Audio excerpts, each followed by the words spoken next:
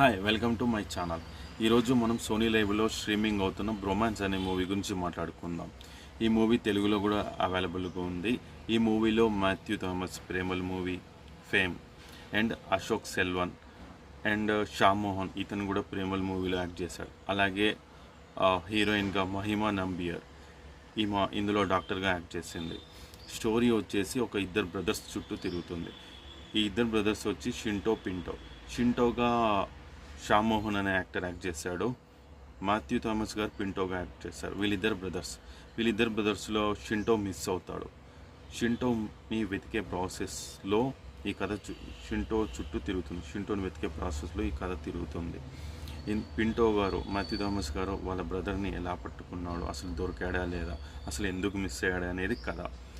ఈ ప్రాసెస్లో చాలా కామెడీగా ఉంటుంది.